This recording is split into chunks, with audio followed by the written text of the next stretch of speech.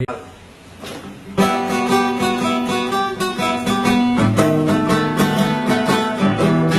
oriente y occidente de los valles marchan ya los maestros de Bolivia como ejemplo de valor. Los maestros de Bolivia como ejemplo de valor. Todos juntos lucharemos la canasta familiar. 100% jubilación, calidad de educación. 100% jubilación, calidad de educación. Fuerza, fuerza, compañeros, nuestra lucha hasta el final. Nada puede detener nuestra marcha nacional. Nada puede detener nuestra marcha nacional. Muy buenos días a todos los que siguen este su programa Radio Rebelión. Bienvenidos a Radio Rebelión. En esta edición con la que iniciamos este año, el 2026. Muy buenas noches, Miguel. Muy buenos días, Miguel. Muy buenos días, cambiamos el horario. Cambiamos de horario. Buenos Buen día, días a José todos. Luis. Buen día, Jorge. Bienvenidos. Estás Ahí mudo, estoy con Jorge. problemas de mi cámara. Buen Denme un día, momentito. Ahora sí. buen día a todos. Y bueno, estamos cambiando de horario. Desde el día de hoy estamos comenzando en este horario en la mañana, los domingos, a las 9 de la mañana. Entonces, y bueno, vamos a seguir con compartiendo por las redes sociales su programa Radio Rebelión. Entonces, bueno, iniciamos esta gestión y bueno, estamos iniciando este 2026 con un programa muy completo, con temas muy importantes. Y déjenme ver el tema de la cámara, un momento. Ahí estamos. Hola a todos. Bueno, y bueno, como es costumbre, estaremos hablando de los temas más importantes de la coyuntura nacional e internacional desde la perspectiva de los trabajadores. Y bueno, hay varios temas de los cuales escogimos algunos que nos parecen centrales y bueno, estaremos hablando las siguientes semanas de otros temas más, porque realmente a nivel internacional hay muchas cosas y también a nivel nacional, ¿no? Bueno, a nivel internacional estaremos hablando de la situación de Venezuela, bueno, la intervención que hizo Estados Unidos y bueno, cuál es la situación actual de Venezuela. Ya a nivel nacional, bueno, una visión general de la situación nacional, de los ataques constantes del gobierno en contra del pueblo trabajador, la amenaza de la ley antibloqueos y además, bueno, en el marco de que salimos de una gran victoria de la lucha por la abrogación del paquetazo del Decreto Supremo 5503. Bueno, hablemos un poco de todo eso a nivel nacional, bueno, en la perspectiva actual, ¿no? De enfrentar los ajustes del gobierno. Luego estamos con una lucha muy importante del magisterio urbano. Jorge nos estará comentando un poco sobre esta lucha. Y finalmente hablaremos sobre la situación de Tariquía. Es parte también de los ataques del gobierno contra, bueno, el pueblo trabajador a nivel nacional, en este caso concreto contra una reserva nacional que le está entregando a las transnacionales, ¿no? Y la resistencia que hay y la represión del gobierno, ¿no? Bueno, como verán, estamos tocando algunos de los hechos, bueno, consideramos que son los hechos más importantes de estos días, de esta coyuntura. Y bueno, de esta forma comenzamos Radio Rebelión en este 2026. Bien, vamos a hablar de Venezuela entonces. Miguel, tienes la palabra. Bueno, lo sucedido en este mes, digamos, empezó el 4 con el ataque norteamericano directo que causó 100 muertos eh, y se llevó a Maduro preso. Invadió, atacó, es decir, desembarcaron en la capital, mataron 100 personas, buena parte gente que supuestamente custodiaba a Maduro, y se lo llevaron a Maduro y a la vicepresidenta, a su mujer presos a Estados Unidos. El argumento de Trump fue que, bueno, Maduro no le hacía caso, digamos, prácticamente eso, porque el objetivo fundamental de Trump, aunque hacía ya 2 o 3 meses con bloqueos en la costa y todo, el primer argumento era que era contra el narcotráfico.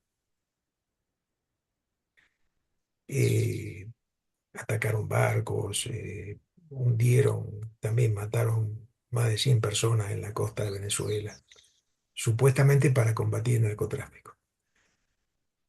Pero ahora ya cambió el discurso totalmente, no habló más del narcotráfico porque no es el tema central de Venezuela, eh, ni produce cocaína. Bueno, sí, alguna cosa saldrá para otros lados porque eso pasa en todos los países, pero más allá de eso, el problema central de Trump es adueñarse de todo el petróleo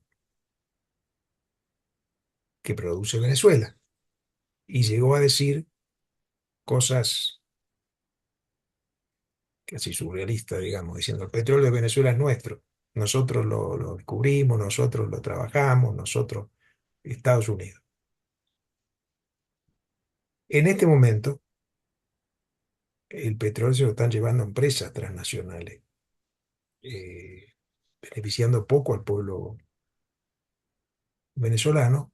Venezuela es el país que tiene más petróleo en el mundo.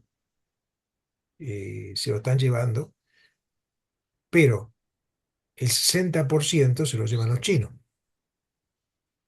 y solo el 27% se lo lleva una empresa norteamericana. En junio del año pasado, Maduro dijo, tienen que venir empresas de todos lados a llevar el petróleo porque eso es para todo el mundo, de Estados Unidos, de China, bueno, un discurso que hizo Maduro en junio del año pasado. Y Trump empezó a presionarlo para que nosotros no tenemos que llevar el petróleo, nosotros, Estados Unidos, y beneficiarnos, claro, sí, porque con empresas norteamericanas directamente. Y esto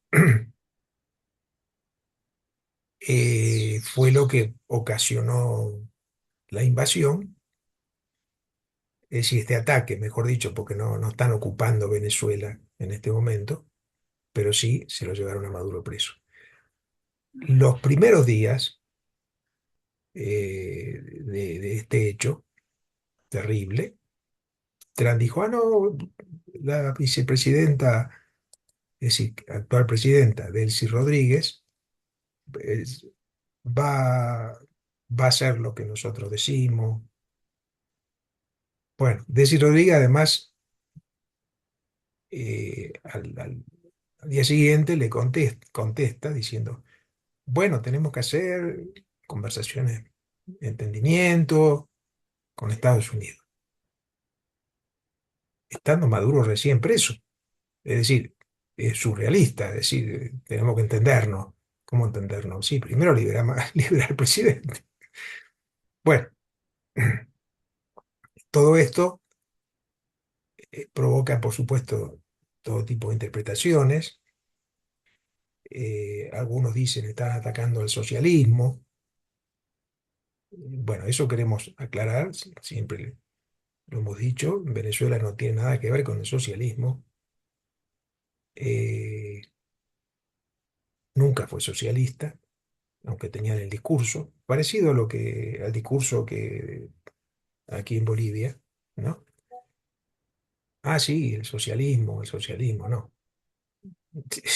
Mantuvieron la relación con empresas, no solo Maduro, sino su antecesor, mantuvieron la relación con empresas transnacionales, incluso aumentaron en algunos aspectos, sobre todo con los chinos.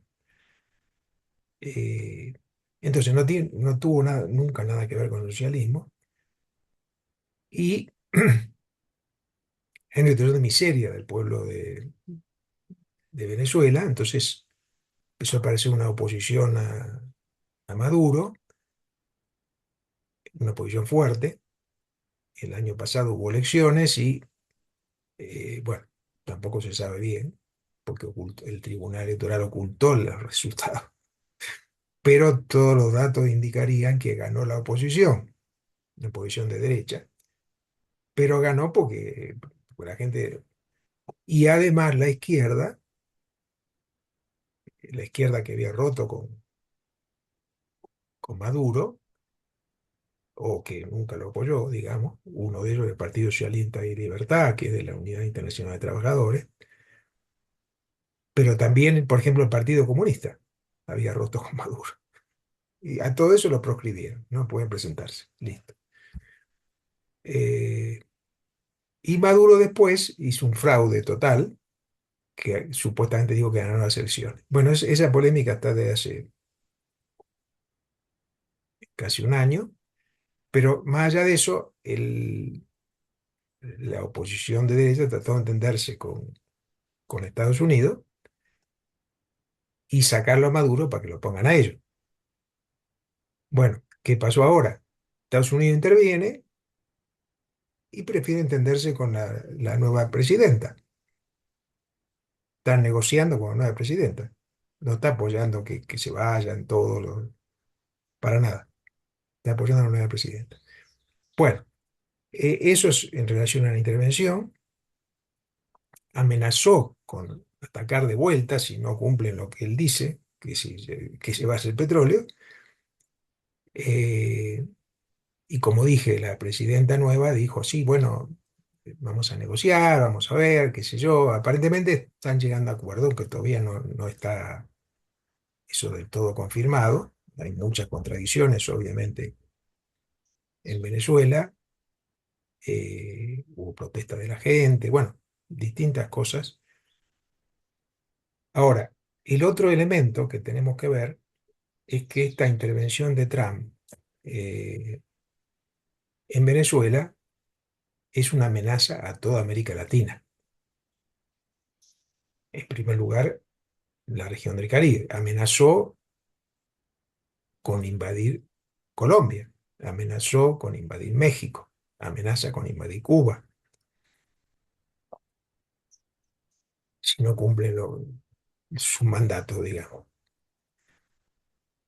Otra cosa que lo puede hacer, lo mover, pero es terrible. Y por supuesto, la intervención creciente en el conjunto de América Latina. Y gobiernos latinoamericanos de ultraderecha, eh, como el de Bolivia, y Milei en Argentina y otros, que han dicho, no, está bien que haya entrado y le haya preso a Maduro. Sí, está bien que invada Venezuela. Entonces, Estados Unidos amenaza con intervenir en países donde no tiene gobiernos totalmente subordinados, ¿no? Y con otros negocia, como es en Bolivia. Una de las cosas es permitir a la DEA controlar el narcotráfico para llevárselo ellos también. Bueno, esta es la política de Estados Unidos actual, disputa con otros imperialismos. Desde la Unidad Internacional de Trabajadoras y Trabajadores, Guardia Internacional, estamos diciendo primero que los gobiernos que cuestionan esto, que son varios, tienen que hacer una unidad para enfrentarlo y llamar a movilizaciones continentales. Uno de ellos, Brasil, por ejemplo, que cuestiona, está diciendo, está en contra. El mismo de Venezuela ahora nuevo, que parece que está pactando. Colombia y México y Cuba. Y por supuesto repudiar la actitud de los otros gobiernos que están permitiendo y elogiando la intervención imperialista. Porque esto afecta a toda América Latina, no es solamente Venezuela. En Argentina, por ejemplo, pusieron bases, arreglando con Milei, en el sur argentino, en Tierra del Fuego, bases norteamericanas, bases militares. Es decir, Estados Unidos trata de recuperar el dominio total de Latinoamérica, sacando a los chinos, sacando a cualquiera que no le obedezca. Esa es su idea. Otra cosa que lo logre, ¿no? Porque otro elemento importante que hay es que en los mismos Estados Unidos hay muchísimo descontento contra Trump. Y Trump está expulsando además a migrantes. Pero hay contento también con población que no son migrantes. En Nueva York, por ejemplo, ganó la alcaldía un señor que dice que es islámico eh, y está por el socialismo y que nació además en África. Ganó la alcaldía de Nueva York. Es decir, hay un movimiento de oposición fuerte. Hubo movilizaciones en miles de ciudades, en todas las ciudades norteamericanas contra Trump. Y ahora, con lo de Venezuela, salió una encuesta de empresas encuestadoras que son increíbles, ¿no? El 60 o 70% tuvieron en contra del ataque a Venezuela. Es decir, hay una oposición también en Estados Unidos. Si Trump no tiene todo a su favor, está también con contradicciones con otros imperialismos. Obviamente sigue tratando de colonizar Gaza, que es otro tema que trataremos en otro programa, de colonizar Palestina, ¿no es cierto? Pero, como digo, todo tipo de contradicciones, ¿no? Entonces, ahora, desde el Partido de los Trabajadores, desde distintas organizaciones, tenemos que denunciar, obviamente, esta intervención en Venezuela y denunciar los intentos del imperialismo norteamericano de invadir o atacar o dominar, porque a veces no es simplemente una invasión, es un dominio a los gobiernos, como pasa efectivamente con Rodrigo Paz, obediente al imperialismo, con políticas proimperialistas eh, que van a continuar, digamos. Lo que hay que enfrentar, ¿no es cierto? Y denunciar este imperialismo que quiere dominar América Latina, además de otros países del mundo, ¿no? Bueno, esto quería señalar de Venezuela. Desde el Partido de Trabajadores, obviamente, estamos planteando un repudio total al ataque a Venezuela, y la necesidad de esto, de una unidad de organizaciones para repudiarlo, para enfrentarlo, ¿no es cierto?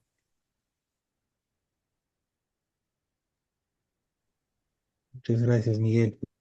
José Luis, no sé si quieres comentar algo. Ah, no, ok. No, bueno, simplemente enfatizar un poco en lo que decías al inicio, ¿no? Eh, Toda la excusa de la intervención fue que el narcotráfico, que el narcotráfico, que el narcotráfico. Y una vez de que agarran y secuestran a Maduro, ya nadie habla de narcotráfico, ¿no? Se Todo pasó a olvidaron. ser el petróleo y no, o sea, realmente esto demuestra que estamos entrando en un momento donde se vuelve una situación de que lo que determina la política a nivel internacional es la fuerza, ¿no? O sea, Estados Unidos hace lo que hace porque tiene el armamento, tiene el dinero para hacerlo y nada más, ¿no? No hay ningún justificativo, no hay ninguna idea de democracia, nada, ¿no? Y bueno, también lo que señalabas, ¿no?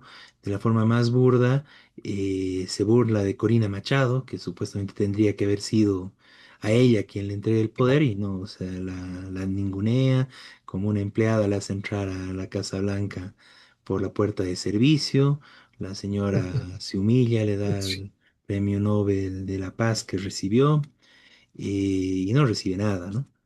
Y directamente Trump negocia con el chavismo, ¿no?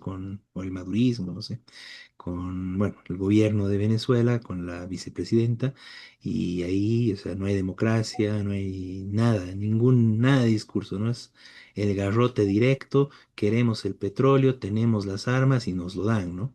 Y si no quieren, los secuestramos, matamos, hacemos lo que tengamos que hacer para obtener el petróleo. Ese es el Estados Unidos de hoy en día, ¿no? Eh, bueno, y eso también lo estamos viendo en otros lugares. Lo más brutal es evidentemente lo de Palestina, lo de Gaza, Pero bueno, en Venezuela, el tema de Groenlandia, hay que ver qué pasa en Irán. Bueno, se está volviendo una situación y las amenazas de Trump, ¿no? Contra todos, ¿no? México, Colombia, bueno, contra todos, ¿no? Y realmente estamos en una situación que, bueno, Venezuela nos muestra un poco eso, ¿no? Y la necesidad, como decías, de una salida alternativa desde el pueblo trabajador, ¿no? Y que realmente pueda, bueno, con plena soberanía e independencia de cualquier mandato imperialista y que realmente solucione los problemas que tiene Venezuela, ¿no? Bueno, empezó a circular tantas cosas al respecto, pero realmente me parece, hay un meme muy divertido que, bueno, como que la gente quería librarse de Maduro y quedarse con el petróleo. Y lo que hace Estados Unidos es llevarse el petróleo y les deja, no se lo sacó a Maduro, pero se les deja lo mismo, ¿no? Les deja todo el chavismo intacto, ¿no? Sigue toda la represión, todo el problema en Venezuela político y están obligados a entregarle el petróleo y están negociando eso, ¿no? De la forma más burda y no sé, o sea, realmente cómo alguien puede defender lo que está haciendo el actual gobierno venezolano, ¿no? Realmente es impresionante. Y bueno, por lo menos podrían decir, ¿no? Si estamos obligados porque por la fuerza nos están obligando. No, no dicen nada de eso, ¿no? Siguen con la retórica antiimperialista mientras están entregando el petróleo a Trump, ¿no? O sea, realmente es, bueno, es totalmente vergonzoso, ¿no? Bien. No sé si quieren comentar algo más, compañeros, si no pasamos al tema nacional. Sí, Bueno. Eh, en el tema nacional, centralmente lo que tenemos es, bueno, la situación política nacional actual donde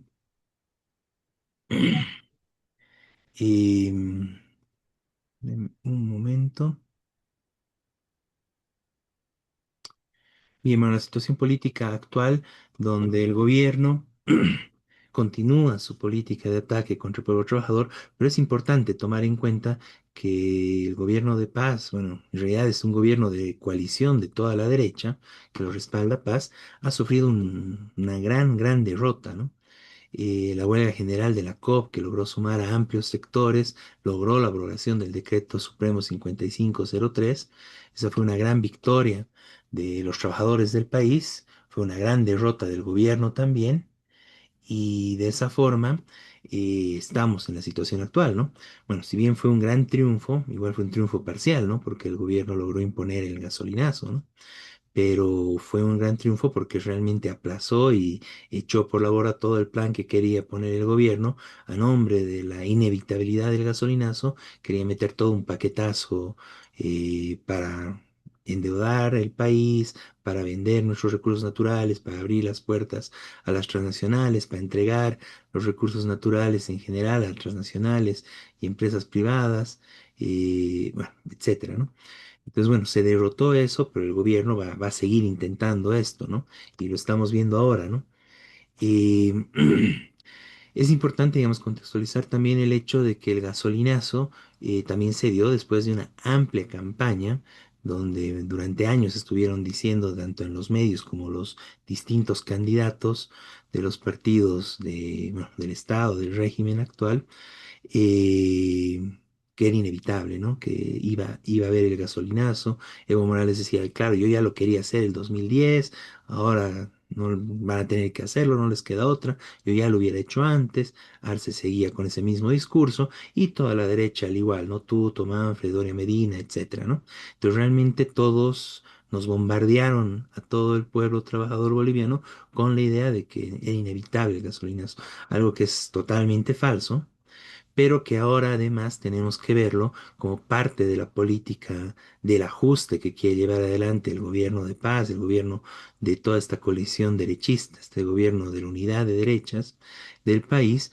Están queriendo imponer también ese mismo criterio para el gas, las garrafas, nos quieren subir también el gas, han empezado a hacer que haya una escasez de este producto que, bueno, está generando problemas a nivel nacional.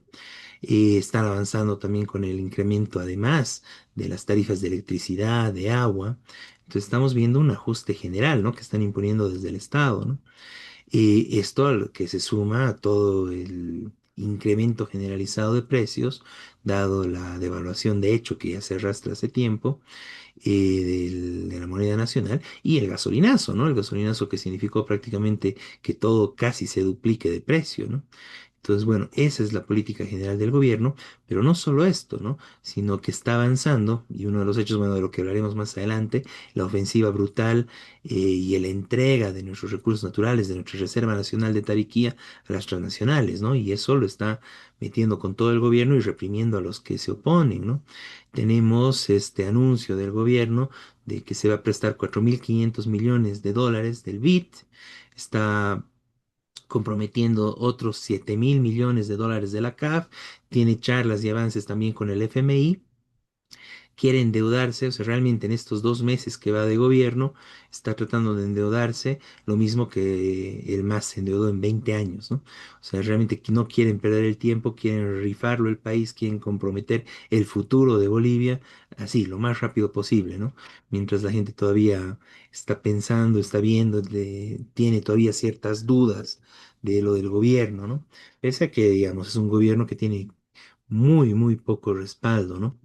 Y el tema del autoritarismo brutal del gobierno, bueno, está el tema de esta ley que quieren imponer con sus parlamentarios en contra de los bloqueos. Bueno, esto se aplazó porque realmente era algo demasiado aberrante, pero quieren seguir discutiéndolo y está entre sus planes imponer una ley en contra de los bloqueos, que prácticamente es una ley mordaz, una ley que quiere evitar la libertad de expresión, que quiere evitar todo. Toda protesta, todo reclamo, porque justamente es un gobierno que va a hacer miles de medidas que van en contra del pueblo trabajador, que van a generar rechazo y movilización, ¿no?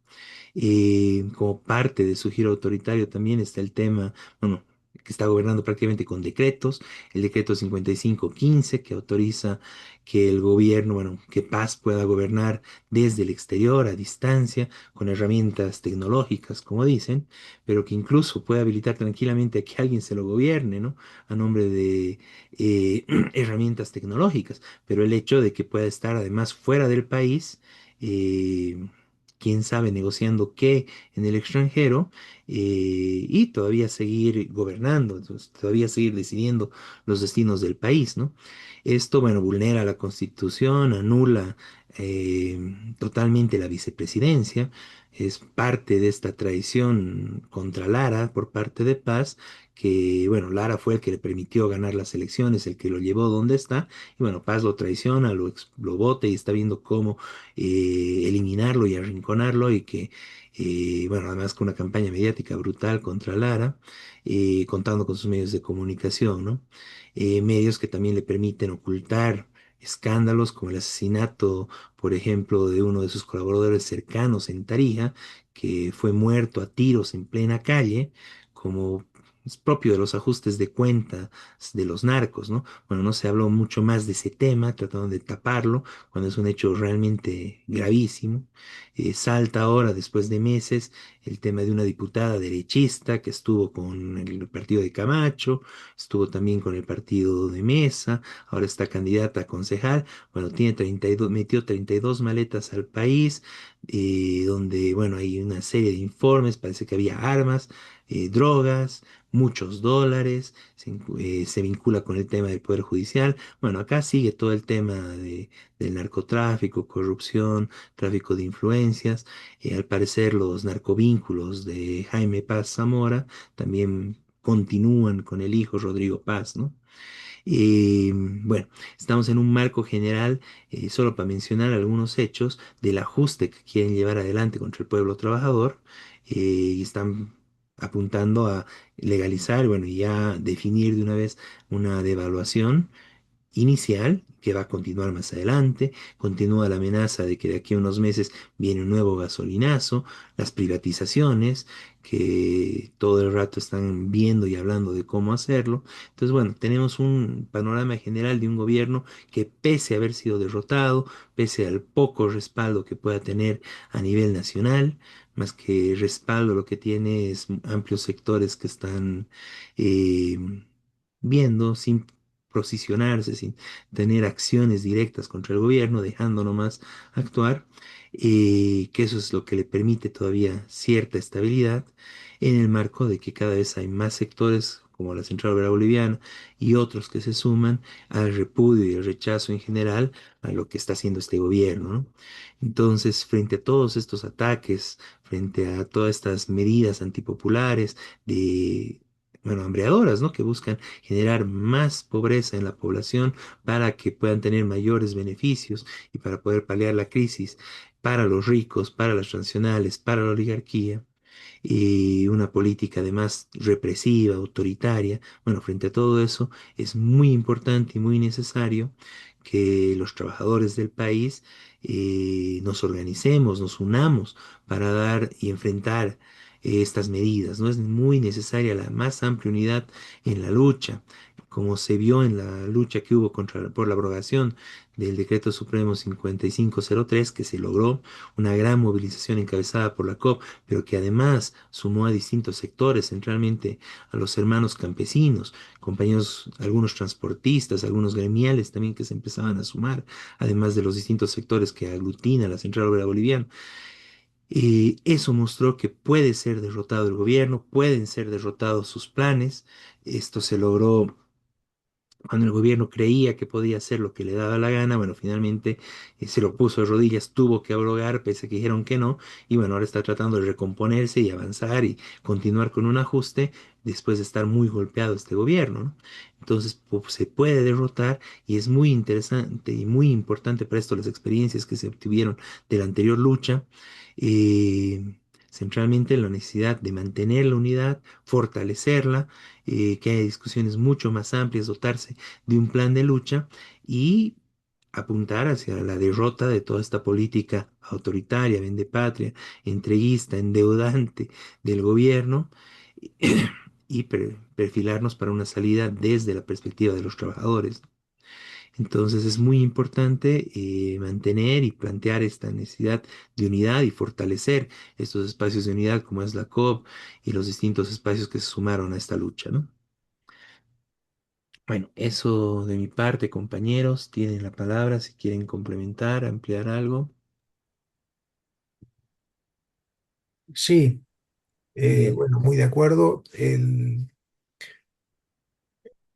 Claro, ahora aparecen críticas de algunos grupos a la COP porque firmó acuerdos con el gobierno. Bueno, en primer lugar hay que ver el fenómeno que fue la movilización masiva, que la llamó la COP, aunque después se unieron, y fue la primera movilización unida de organizaciones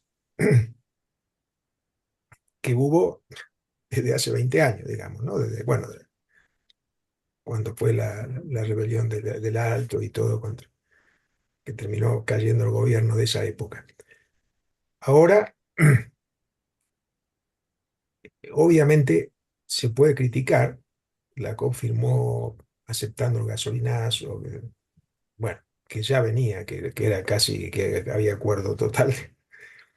Bueno, pues se puede criticar eso, obviamente, pero evidentemente el rol de la COP fue muy importante, sigue siendo importante, y eso hay que fortalecer desde las bases. Ahora va a haber un ampliado nacional de la COP, creo que en Tarija, ¿no? Eh, pero bueno, eso hay que continuarlo. Es decir, recuperar las organizaciones donde representen de verdad las necesidades populares. En primer lugar, la COP, obviamente, pero no solo la COP, son las organizaciones que muchas se habían vendido al MAS. Bueno, eh, en ese sentido quiero destacar el congreso que hizo la COP, medio tramposo, hace un par de 3 meses, eh, donde participó Humberto, eh, contradictorio, ¿no? Porque fue en un lugar lejano, fuera de... bueno, pero a la vez hizo una votación interesante, entre otras, eh, la necesidad de enfrentar la política de gobierno y de una alternativa del pueblo trabajador, ¿no? después que lo cumpla la nueva dirección o a fondo, no sé. Pero evidentemente tiene que ver con ese Congreso también la gran lucha que se hizo, ¿cierto? Porque la COP salió diciendo, bueno, hay que enfrentar esto. Y eso se votó desde las bases, con esas contradicciones que digo, porque muchos no pudieron participar en un lugar lejano. Pero fue el primer Congreso en muchos años, tuvo que irse el traidor Guarachi, el agente directo del gobierno, de todos los gobiernos que estuvieron. Este, entonces la COP empezó a jugar un rol otra vez importante, ¿no es cierto? Entonces hay que recuperar las organizaciones, empezando por la COP, para que sea de verdad una organización que centralice la lucha y por supuesto las organizaciones que no están en la COP o que no participan, como muchas campesinas, lograr la unidad con todas las organizaciones. Por eso, porque eso puede definir que la lucha que viene lleven a triunfos, a impedir esta pedida de popular y también esta necesidad de una alternativa del pueblo trabajador, ¿no es cierto?, ante todo este desastre que está ocurriendo en el país. Eso. No sé si quieren decir algo más, Jorge, José Luis.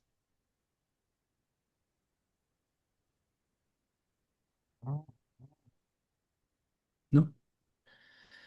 Bien, un poco en base a lo que decía Miguel, ¿no? Me parece importante también señalar eso, ¿no? El principal argumento del gobierno contra la COP, y se puede decir la principal debilidad de la COP, en general es esta herencia que fue de los últimos años, que no son 20 como él dice en la campaña, ¿no?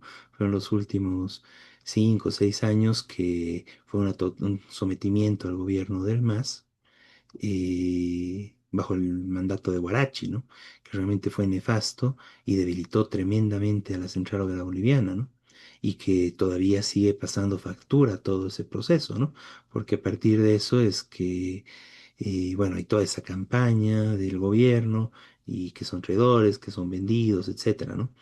Y el problema es de que esto no solo ataca a las dirigencias, ¿no? Sino ataca a toda la organización, porque ese es el ataque que se está viviendo, ¿no? Es un ataque en general contra toda la clase obrera, contra la institución, o sea, contra la organización que es la Central Obrera Boliviana, de la cual somos parte, bueno, la gran parte de trabajadores del país, y en la cual nos reivindicamos incluso trabajadores que no estamos afiliados y toda la historia, digamos, del país, ¿no? Bueno, el ataque del gobierno y el ataque que se está haciendo es contra todos, ¿no? No es solo contra la figura de Guarachi, que usurpó el liderazgo de la COP, llevándolo a una crisis profunda, sino en general es contra toda la Central Obrera Boliviana, contra el sindicalismo en general, y con las declaraciones que hay y los ataques que hay, tenemos que tomar en cuenta eso, ¿no? Los comentarios, las agresiones de que prácticamente es necesario disolver la COP, etcétera, ¿no? Y claro, eso tiene un carácter totalmente patronal, ¿no? Al servicio de los patrones, de la oligarquía y del gobierno derechista, ¿no? Y tiene algún eco en algunos sectores de base, algunos sectores de trabajadores, justamente por el gran problema que fue toda la dirigencia de Huarachi y compañía y ese sometimiento al MAS, ¿no? Es el daño que el MAS hizo en el sindicalismo boliviano que todavía sigue pasando factura al movimiento obrero, el movimiento de trabajadores del país, ¿no? Como parte de eso es necesario romper con todo eso, la necesidad de romper con ese burocratismo que impuso Huarachi y, bueno, toda esa dirigencia y la necesidad de democratizar nuestra central obrera boliviana. Y también hoy se ve con urgencia la necesidad de un plan de sindicalización masivo, ¿no? Que la COP tendría que encabezar para unir y para que varios de los trabajadores del país que están desorganizados, que viven con contratos, consultorías de formas independientes, etcétera, etcétera, precarizados de distintas formas, sean parte, sean organizados y sean sindicalizados por la Central Obrera Boliviana, ¿no? Eso es parte de la lucha y de la necesidad de profundizar y fortalecer tanto a la COP como a los organismos de lucha de los trabajadores, ¿no? Para enfrentar al gobierno y sus planes, bueno, totalmente antipopulares, ¿no? Bueno, estaremos hablando, debatiendo más sobre este tema más adelante en los siguientes programas. Y bueno, ahora pasemos a las luchas que se están dando en este momento. Hablemos en este momento primero de la movilización que está llevando adelante el magisterio, justamente enfrentando en los hechos al gobierno, ¿no? Jorge, tienes la palabra. Gracias. En primer lugar, saludar a los radioescuchas de este programa, Rebelión, también a José Luis, a Miguel y a ti, Humberto. Yo quiero referirme en esta ocasión a la lucha permanente que está librando el magisterio, sobre todo aquí en La Paz. A ver, el sábado 8 de noviembre del 2025, Rodrigo Paz Pereira como presidente y Edman Lara como vicepresidente fueron posesionados como el nuevo gobierno de la República Plurinacional de Bolivia por el periodo 2025-2030, tras ganar en segunda vuelta las elecciones generales del 19 de octubre y el MAS que dominó la política boliviana desde el 2006 sufrió una derrota histórica. Comenzaremos con ese antecedente. Apenas pasaron eh, un mes y 9 días de su posesión. Ya el nuevo gobierno muestra su verdadero rostro servil a Estados Unidos, pro-Israel, pro-empresarial, antiobrero y vendepatria. Y promulga el famoso decreto este, 5503. Lo promulga el 17 de diciembre del 2025, con el objetivo de hacer frente a una supuesta emergencia económica, financiera, energética y social, y adopta medidas para estabilizar, entre comillas, la economía, mejorar la liquidez interna y garantizar el abastecimiento de combustibles y reactivar la inversión y empleo en el país, pero descargando todo el peso de la crisis sobre las espaldas de los trabajadores de las ciudades y, como es de suponer, favoreciendo extremadamente a los empresarios. Quiero recalcar estas fechas porque son a propósito, son conscientes de que, claro, el pueblo va a estar distraído con la Navidad, va a estar distraído con el Año Nuevo, son fiestas, el magisterio no está en clases, está desmovilizado porque está de vacaciones, muchos han viajado, etcétera. Y entonces aprovecha esas fechas, ¿no? Para decretar el 5503. ¿Qué contiene ese decreto? En principio podríamos llamar que es un gasolinazo, ¿no? El gasolinazo que no pudo imprimir Goni Sánchez de Lozada en su momento, que tampoco lo pudo realizar Evo Morales en su momento, ahora sí ha logrado con este decreto imprimir aumentos al combustible, ¿no? Eh, el decreto contiene una declaratoria de emergencia nacional por la crisis económica y escasez de combustibles. Son medidas macroeconómicas excepcionales, como atribuciones especiales al Banco Central de Bolivia, reformas administrativas y mecanismos de apoyo a la inversión y producción. ¿De quiénes? ¿De la pequeña industria, de los campesinos? No, de los grandes empresarios. Cambios de subsidios y precios, incluida la eliminación de subsidios a combustibles, ajustes a bonos y salarios mínimos en pequeña escala, incentivos, entre comillas, para el sector transporte porque les reducen los aranceles para repuestos, llantas y les da facilidades crediticias, pero mantiene el congelamiento de los incrementos salariales en el sector público para el 2026, es decir, no habrá aumentos de salarios. Eh, Eso automáticamente durante toda la gestión para contener, entre comillas, el gasto público. El sector público debe operar con sueldos estables y sin ajustes eh, al haber básico, perdón, o a las escalas salariales durante todo el 2026, excepto algunas excepciones puntuales, por ejemplo, ajustes por ascensos en salud, educación, policía y defensa, etcétera. Claro, todo eso está congelado, pero también congelan los impuestos a los grandes empresarios. se quita prácticamente los impuestos a las grandes fortunas, se aumenta, se aumentan lo que se da a los expresidentes, ¿no? Su renta vitalicia, que de 27.000 pasan a 33.000. Para eso no hay crisis, ¿no?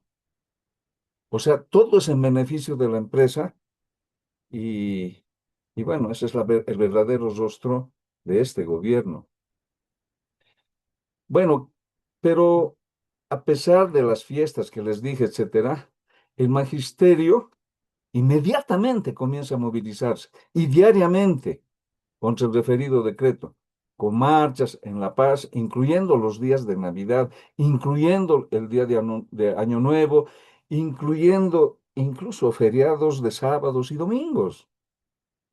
Y poco a poco, diremos así, se van incorporando otros sectores. El ajuste en los precios de la gasolina ha repercutido inmediatamente también en el alza de precios, sobre todo en el transporte y en general de todas las mercancías, ¿no? En algunos casos llegan a duplicarse y llegan a triplicarse los precios, ¿no? Y entonces también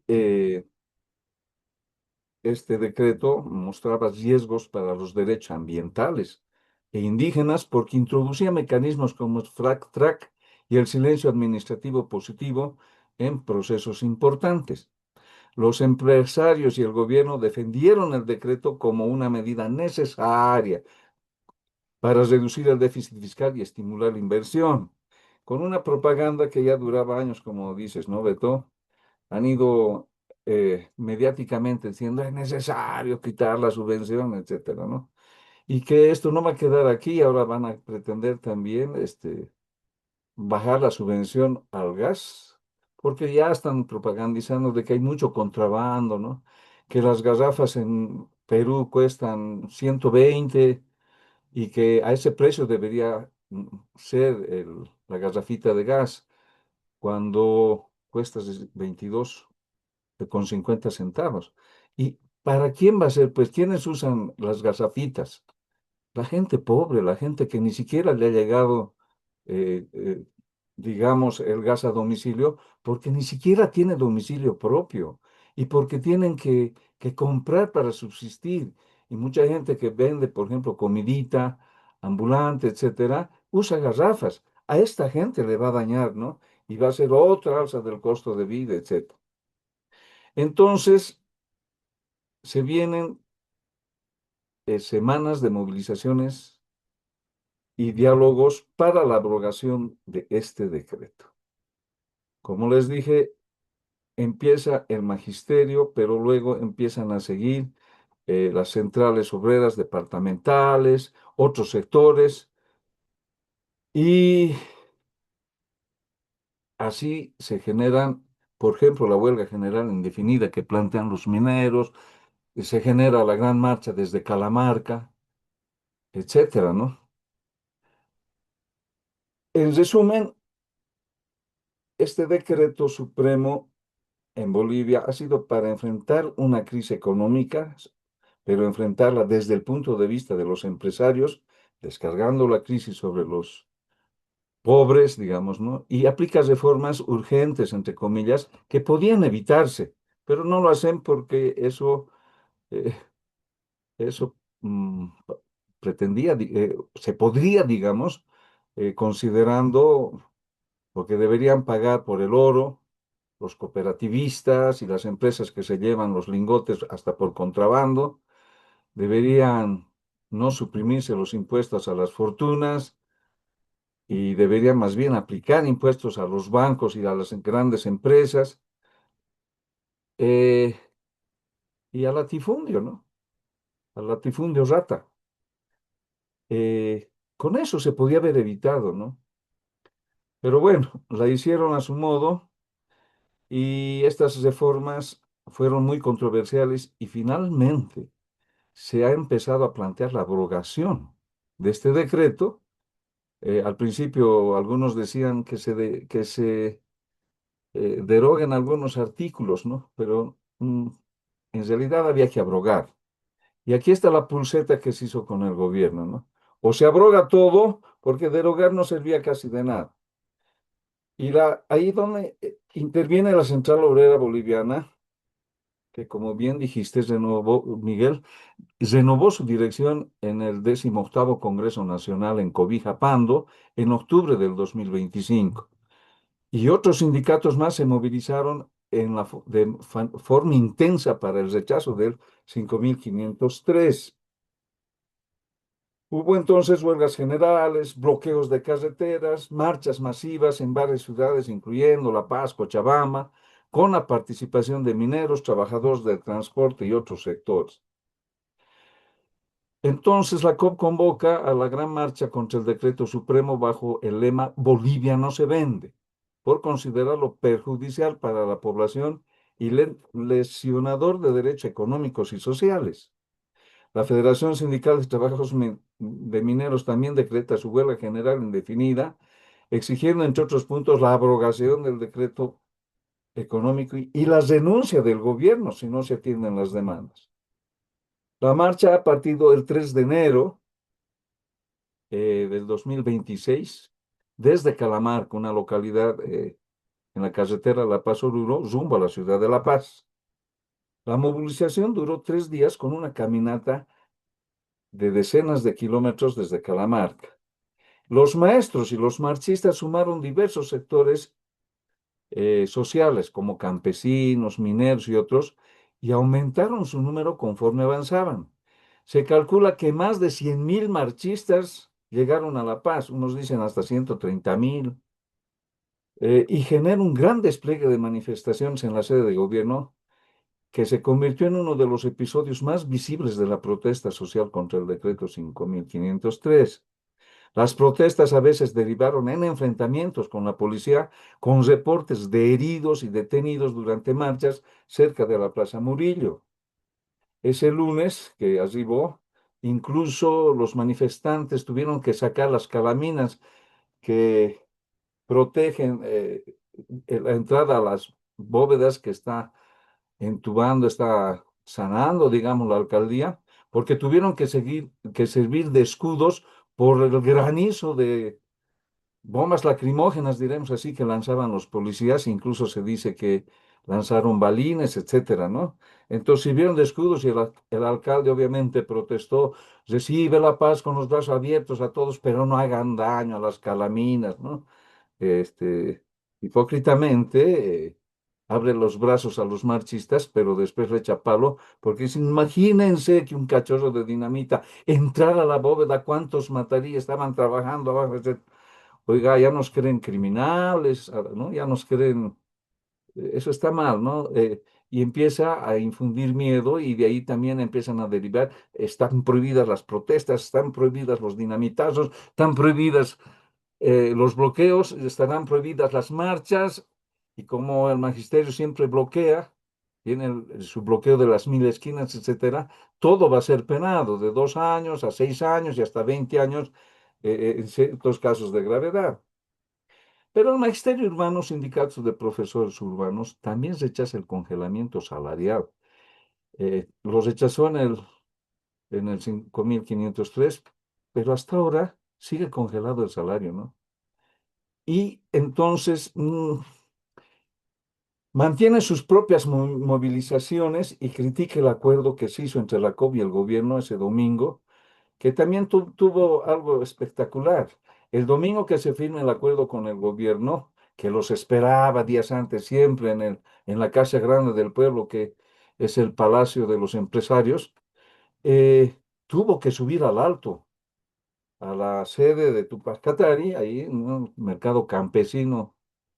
Y eso es espectacular también. Y es ahí donde le doblaron el brazo y tuvieron que decir, ya bueno, vamos a derogar este decreto. Y eso es lo que se dice, un gran triunfo y digamos, se le dobló el codo al gobierno.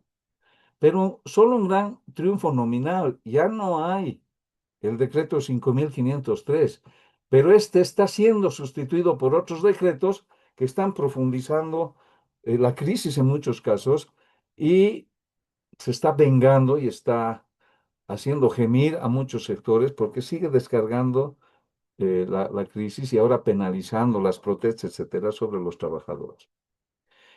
Eh, por eso los educadores de la educación, es decir, perdón, los educadores del magisterio, continúan realizando marchas y mitines exigiendo incrementos salariales y rechazando lo que consideran provocaciones del gobierno hacia los trabajadores por las medidas económicas percibidas como agravantes para los trabajadores, como la subida de precios, ingreso de Petrobras a Tariquía, penalización de las protestas, etcétera.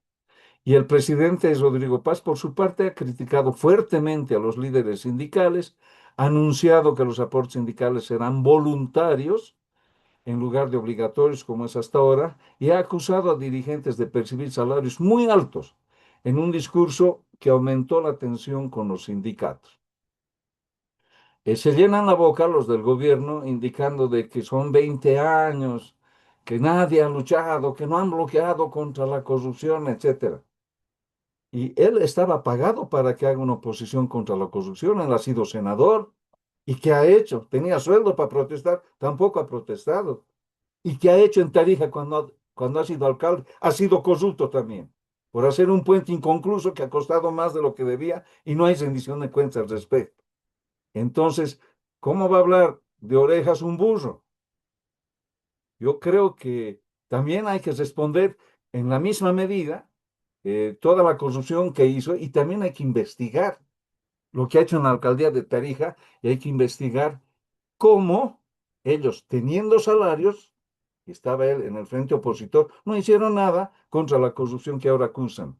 Y les acusan a los trabajadores, como si los trabajadores tuviéramos la culpa. Porque una cosa son los líderes, que a veces se corrompen, pero otra cosa es la movilización de los trabajadores de base. Y la COP fundamentalmente son las bases, los dirigentes son pasajeros. Ya ha pasado Guarachi, ahora está otro, y seguirán otros. La COP es gloriosa, y en la COP nacen buenos líderes que a veces tuman a los tiranos de este país. Entonces, estos elementos reflejan una situación de confrontación entre el Ejecutivo y los movimientos laborales con fuerte polarización social. Ahora, para terminar, en perspectiva, ¿qué se viene? Ya está planificada la inauguración de la gestión escolar para el 2 de febrero. Pero como no se ha anunciado un aumento salarial para el magisterio, tampoco se garantiza el normal desarrollo de las actividades académicas, debido a que las células sindicales de cada unidad educativa ya están prestas a reorganizarse para fortalecer la lucha contra los nuevos decretos que reemplazan al 5.503 y en muchos casos, como dije, profundiza más el descargo de la crisis sobre los trabajadores y contra la educación, la salud y el medio ambiente. Y además de la criminalización de bloqueos y protestas, y exige a la COP continuar la lucha. Entonces, mientras no se den esto y otras cosas particulares que tiene el sector reivindicativos, como el pago de horas ad honorem trabajadas, etcétera, el no permitir que se cierren unidades educativas porque pretenden hacer masacre blanca en muchas unidades educativas. El magisterio está en emergencia, ha de continuar y ha de salir a la lucha con mayor vigor, seguramente desde la reorganización de las células sindicales, que justamente va a empezar a engrandecer las marchas desde justamente el 2 de febrero. Eso es lo que puedo decir como resumen. Muchas gracias, Jorge. Bueno, muy importante, digamos, toda esta trayectoria del magisterio y bueno, y que continúa en la lucha, ¿no? Hubo movilizaciones hasta estos últimos días y van a continuar más movilizaciones, bueno, contra lo que queda del decreto y de, bueno, el plan de ajuste, ¿no? En este caso, el congelamiento de salarios. Todo el respaldo, todo el apoyo a los compañeros del magisterio. Bien, bueno, vamos a pasar al siguiente punto. Para esto está el compañero José Luis, que nos va a hablar sobre Tariquía y la resistencia frente a esta entrega de nuestros recursos, de nuestra reserva nacional, de nuestros bosques a las transnacionales para la explotación y el saqueo. Tienes la palabra, compañero José Luis.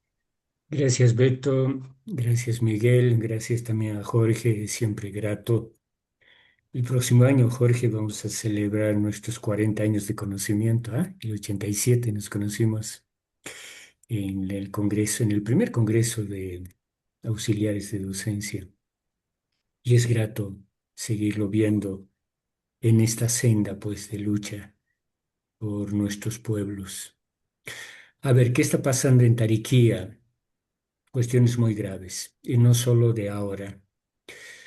Permítame hacer una rapidísima contextualización. Y quiero pedirle a Miguel, si pudieras, por favor, Miguel, proyectar el mapa que te he enviado, si se puede, a tu WhatsApp he enviado. A ver, esto empieza hace mucho tiempo, ya en la década del 70 se hicieron algunas exploraciones y explotaciones, sobre todo de petróleo, todavía no de gas, pero sí de petróleo, en lo que ahora es la Reserva de Tariquía. En los 70 todavía no era reserva, eso fue recién el 89, pero no tuvieron mayores resultados, entonces abandonaron esos pozos mal sellados. Hasta ahora siguen todavía filtrando igual que en el Aguaragu.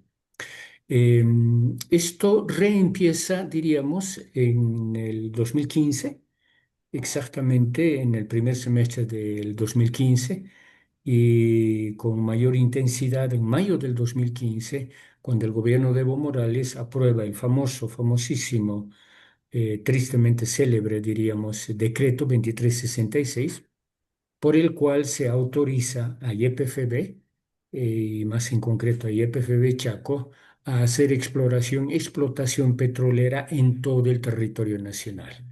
Todo el territorio nacional incluye áreas protegidas y reservas de la biosfera y reservas naturales como es Tariquía. Esto fue y es muy grave, es ilegal, es anticonstitucional.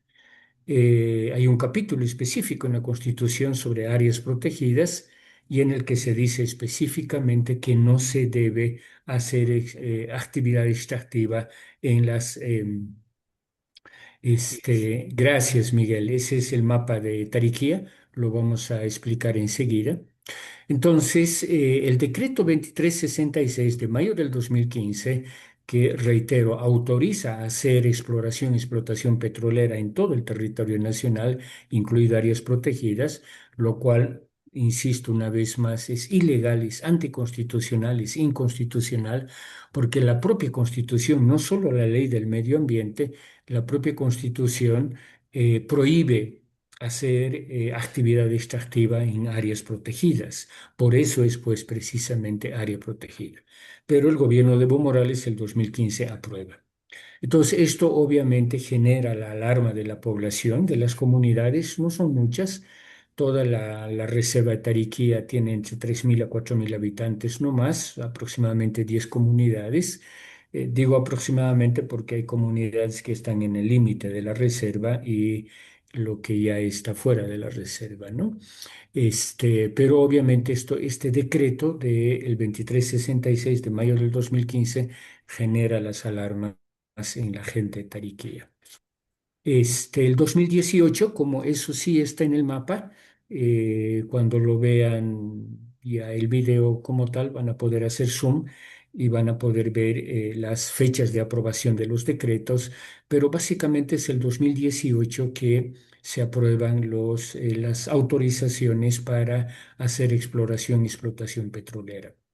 Las poblaciones que se llaman campesinas, la gente que vive al interior de la reserva se autodenominan campesinas, población y comunidades campesinas, obviamente están en contra tanto del decreto como también de esta intromisión, avasallamiento de las empresas, inicialmente de YPFB Chaco y a partir del 2018 de Petrobras, la transnacional, perdón.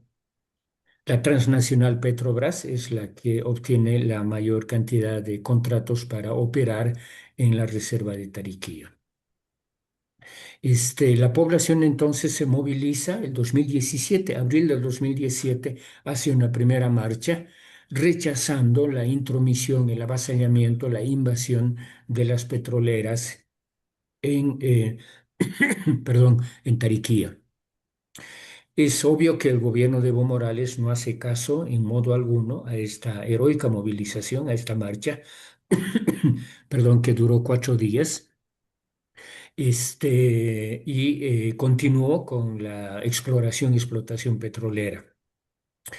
Las comunidades, por su parte, trataban de oponerse a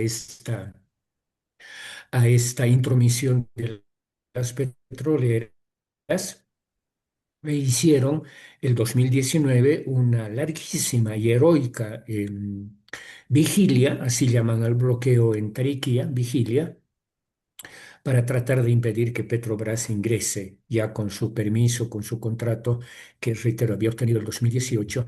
Las comunidades de Tariquía, sobre todo de la parte norte de la reserva, que es Chiquiaca, que es la zona más combativa de toda la reserva, que ahora mismo ahí están precisamente haciendo una nueva vigilia. Ya desde el anterior mes están nuevamente. Este, en la parte norte, donde está Chiquiacá, donde está otra comunidad muy combativa que es Saicán. Y el 2019, marzo del 2019, la vigilia empezó en febrero, en marzo del 2019, 19 de marzo justamente, hay una primera y grave y violenta intervención de la policía para levantar violentamente esta vigilia de los comunarios de Chiquiacá y Saicán, básicamente Chiquiacá. Entonces ahí se produce una primera y grave, reitero, gravísima intervención policial, violenta intervención policial, sangrienta intervención policial, y lo digo con conocimiento de causa, esto lo tengo documentado, lo tengo en un libro, hay videos que muestran esto, de cuán violenta fue esta intervención policial marzo del 2019. Con todo, la comunidad continuó, las comunidades de Tariquía continuaron oponiéndose a la intervención petrolera, hidrocarburífera, de Petrobras particularmente, continuaron con la vigilia hasta agosto del 2019. Y frente a los oídos sordos, como siempre, del gobierno de Evo Morales, hacen una segunda marcha los comunarios de Tariquía, agosto del 2019. Una marcha muy sacrificada, muy, muy conflictiva por todas las trabas que ponía el gobierno, como siempre, con su gente, con sus agentes, para impedir la marcha. Con todo, la marcha llega a Tarija después de 4 días de marcha, hacen un cabildo en la Plaza Luis de Fuentes de Tarija en el que resuelven no a la intervención de las petroleras. Es obvio ya percibir que el gobierno de Evo Morales no va a hacer caso de esta marcha, de esta oposición, de esta lucha de las comunidades de Tariquía, y va a continuar, sobre todo, si se fijan en el mapa, en la parte sur de del mapa, de la reserva, que es el bloque Churumas y el bloque Astilleros. Lo que pueden ver aquí son los bloques petroleros. Son tres grandes bloques petroleros que están operando en la reserva de Tariquía. Ojo, reitero, están operando. No es algo que piensa hacer, no, ya están operando. Ya desde hace 2 años, en la parte sur de la reserva, en el bloque Churumas y en el bloque Astilleros, ya están operando. Y obviamente ingresaron de manera también muy violenta a la empresa, violentando a los comunarios que se oponían al ingreso de las petroleras, sobre todo de la transnacional Petrobras. Entonces, están operando en Churumas y también en Astilleros. ¿Cuál es el problema de Churumas y de Astilleros? Que, como verán en el mapa, hacen parte, tanto el bloque Churumas como el bloque Astilleros, en la parte sur de la reserva, hacen parte, ojo, de la zona núcleo de la reserva. Y que por ley y por la Constitución no debiera haber actividad extractiva en la zona núcleo.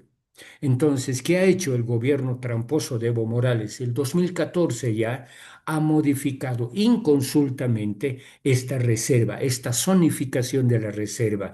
No hay mucho tiempo para explicar, pero permítame decirles que todas las áreas protegidas y todas las reservas tienen como tres áreas, tres zonas básicas. A eso llamamos zonificación. La parte intangible de toda área protegida es la llamada zona núcleo, donde no debe haber ningún tipo de actividad económica extractiva, no debe haber por ley. ¿Ah? Y por la propia razón, diríamos, científica, porque si se afecta la zona núcleo de una reserva, por el efecto ecosistémico se afecta a todo el área protegida o en este caso a toda la reserva. ¿Qué hace entonces el gobierno tramposo de Evo Morales? Modifica inconsultamente el área de la zona núcleo y de manera que el bloque Churumas y el bloque Astilleros queden fuera de la zona núcleo. Originalmente, en el plan de manejo del 2014, bloque Churumas y bloque Astilleros eran parte de la zona núcleo. Entonces, tramposamente, el gobierno de Evo Morales modifica esa zona núcleo de manera que bloque Churumas y bloque Astilleros queden en el segundo entorno, diríamos, de toda área. Después de la área núcleo, lo que existe en toda área protegida es la zona moderada o zona de uso moderado. Así se llama. No extractivo, ojo. En la zona de uso moderado no debe haber tampoco actividad extractiva, económica extractiva, no debe haber. Pero el gobierno ilegalmente ha otorgado licencias y contratos de operación a Petrobras para que trabaje, reitero, en la zona de uso moderado no extractivo, tanto a Petrobras para que trabaje tanto en Churumas como en Astilleros. Ese es el problema que tenemos en la región sur de zona núcleo de la reserva de Churumas, que hasta, perdón, la reserva de Tariquía, tanto en Churumas como en Astilleros, que hasta ahora siguen operando y de manera, reitero, inconsulta a las comunidades, de manera agresiva, de manera violenta han ingresado, sobre todo el año pasado, el anteaño pasado, recordarán cuando se hablaba de la famosa comunidad del Cajón, que el gobierno les trató muy mal a las pocas familias que están en la parte sur de la reserva, que es la comunidad del Cajón. Las violentaron, las secuestraron hasta que firmen que aceptan el ingreso de la empresa Petrobras. Hay quienes dicen, como derechos humanos, que estas 5 familias del Cajón hasta habrían sido torturadas. Eso no me consta, pero Derechos Humanos de Tarija ha denunciado que estas familias han sido torturadas y al final sí han aceptado para que ingrese la empresa. Y finalmente termino con la parte norte, es el bloque norte, el bloque San Telmo Norte, es el tercer bloque petrolero que está operando o quiere operar en la zona norte de la reserva de Tariquía. Es ahí donde está, en el bloque de San Telmo Norte, donde está el famoso pozo Domo Oso X3. En realidad están operando el Domo Oso X1, X2 y X3.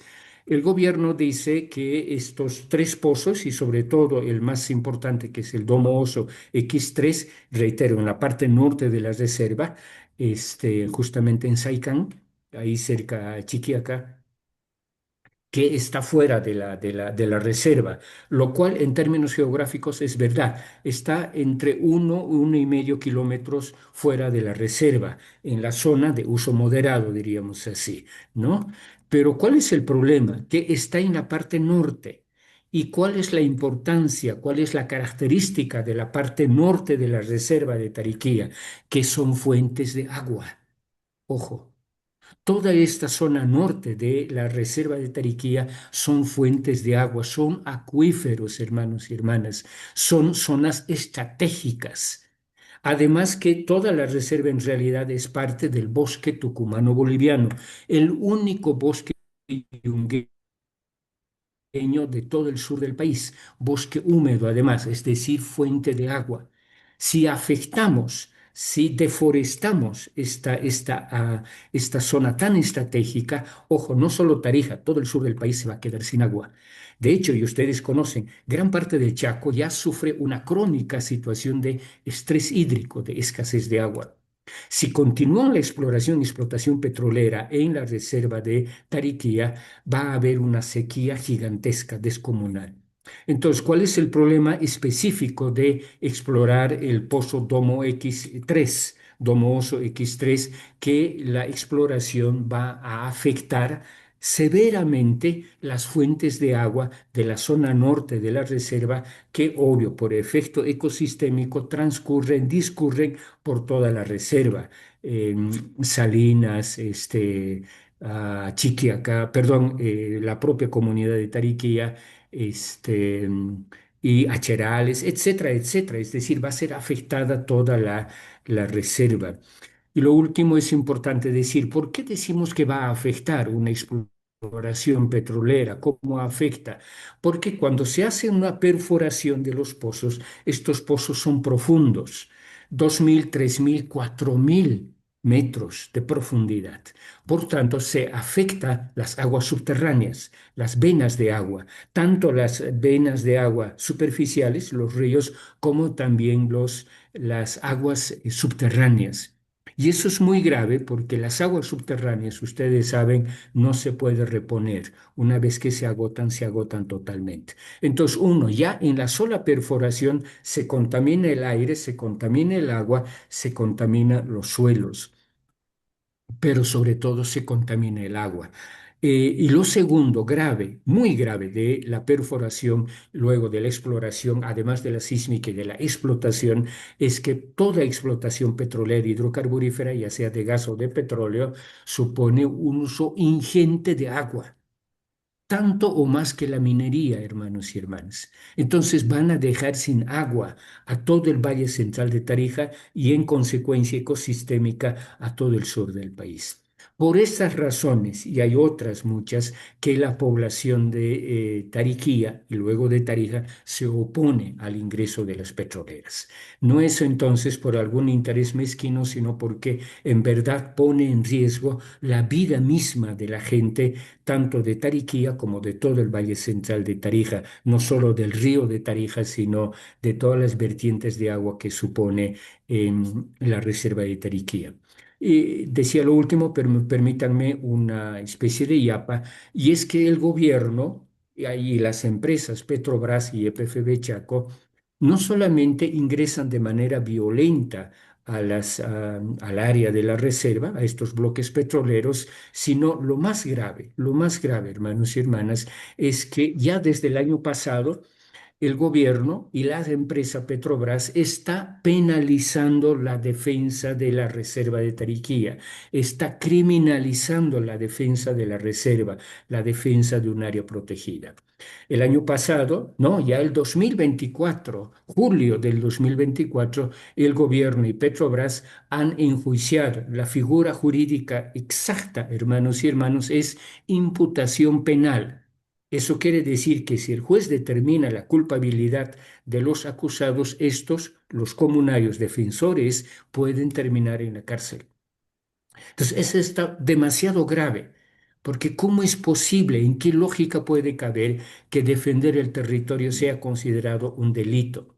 Es más, las figuras jurídicas casi vacían todo el Código Penal para acusar a los comunarios defensores de la reserva. Son aparentemente parecen chistosas, ¿no? Son estúpidas y son extremadamente criminalizadoras, porque, ojo, les acusan entre muchos otros delitos. La anterior semana el Ministerio Público se ha inventado, fíjense, 83 delitos de estos defensores, 83 hermanos, el Ministerio Público, ojo.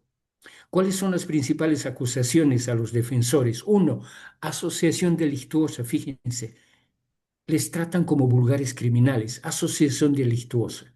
Y la otra figura común para el año pasado, el 2024, fueron 29 comunarios acusados.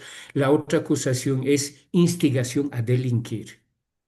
Hermanos y hermanas, esto realmente es muy grave, pero no paró ahí. El año pasado, diciembre del año pasado, 2025, el gobierno y la empresa Petrobras vuelven a instaurar un segundo proceso a los defensores.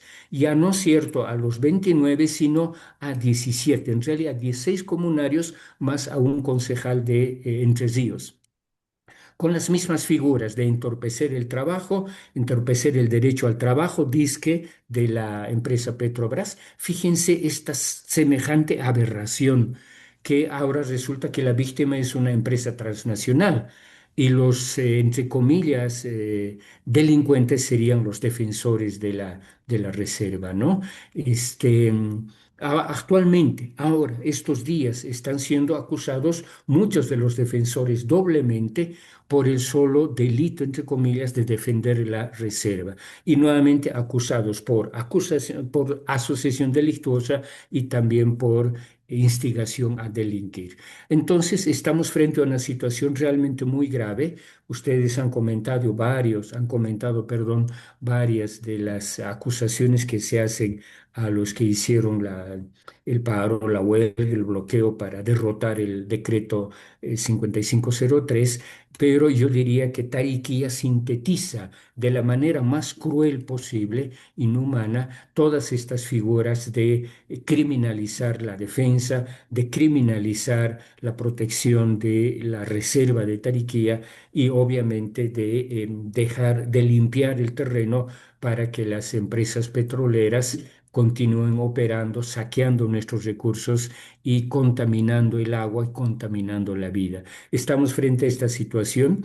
Yo espero que esto se pueda difundir para que el conjunto de la sociedad boliviana apoyemos esta lucha heroica de Tariquía. Son pocos los comunarios, eh, y entonces requieren mucho de nuestro apoyo, por lo menos la difusión de la información, porque estamos frente a una evidente ecocidio en el caso de Tariquía y también flagrante vulneración de los derechos de los comunarios que por constitución, ojo, la constitución dice que es un derecho de todo boliviano, de toda boliviana, defender el medio ambiente y el derecho que tenemos todos, absolutamente todos los ciudadanos bolivianos, de vivir en un medio ambiente sano, equilibrado e íntegro además, ¿no? Esta es la situación que quería comentarles, hermanos y hermanas. Gracias, José Muchas Luis. gracias, Quería José agregar Luis. una cosita, perdón. Dale, Miguel. Eh, no agregar, sino este, de lo que vos dijiste es muy importante, eh, cómo hubo continuidad de los gobiernos. Es decir, el nuevo gobierno, que además, yo digo Paz, viene de ser alcalde de Tarija y que fue cómplice también de estas intervenciones anteriores, aunque supuestamente en algún momento dijo, no, yo defiendo Tariquí. Bueno, ahora continúa esa política que ya la empezó el Evo. Es decir, entonces todos los gobiernos sucesivos han mantenido esa política terrible y que por supuesto, como vos decías, no afecta nada más que a los pobladores de la reserva, sino a todo el sur de, de Bolivia por el desastre climático. Entonces, esto se tergiversa muchas veces en muchas redes, en muchas opiniones, de publicaciones, de diarios. Se tergiversa como que es solo una cuestión de ahí, de ese lugar, ¿no? Este, bueno, eso quería agregar. Gracias.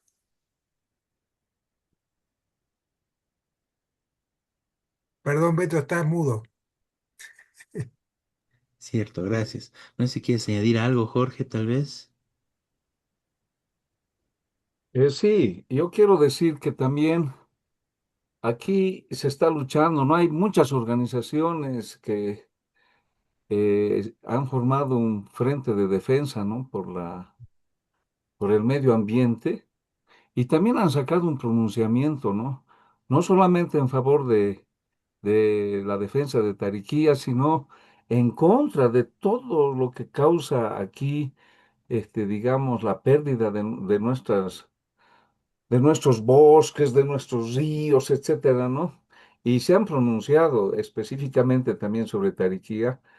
Y en el magisterio nosotros estamos llevando una campaña también fuerte para la defensa de Tariquía y también del Madrid y del río Beni, del Amazonas, ¿no? En La Paz, en Buenaventura, etcétera, que también hay lo de siempre, ¿no? Están envenenando los ríos con mercurio, los cooperativistas, que se llevan los lingotes de oro, que no dejan más que 2 lingotes sobre 100 que se llevan, y falta saber si se lleva más y solo dejan 2 lingotes por cada 100, etcétera, y por contrabando, y avisan de que hay 2 caminos, 2 rutas para llevarse lingotes de oro de contrabando, que el gobierno lo sabe, pero no hace nada. Entonces, nosotros estamos en protesta, pero sí una gran campaña por Tarija, porque Tarija ha decidido ser de Bolivia, y Bolivia no puede darle la espalda a Tarija. Todo nuestro apoyo a Tarija, por tanto a Tariquía, y vamos a luchar aquí porque se abroguen todas esas leyes incendiarias contra el medio ambiente, etcétera. Y en el magisterio estamos planteando que a nivel nacional se incida sobre la enseñanza de la defensa de nuestros recursos naturales. Muy bien, Jorge, muchas gracias. Y bueno, con este respaldo y apoyo a la resistencia en Tariquía, vamos concluyendo este programa, ¿no? Y bueno, buenos días. Hasta más tarde, compañeros José Luis, Miguel, Jorge. Y hasta Bueno, la un gusto siguiente. de estar con ustedes. Será hasta la próxima. Y hasta la siguiente semana con todos los que nos siguen. Este es su programa de Radio Rebelión. Ya nos encontraremos la siguiente semana, ahora en la mañana, a las 9 de la mañana los domingos, con lo más importante de la coyuntura nacional e internacional desde la perspectiva de los trabajadores. Hasta entonces. Entonces. Adiós.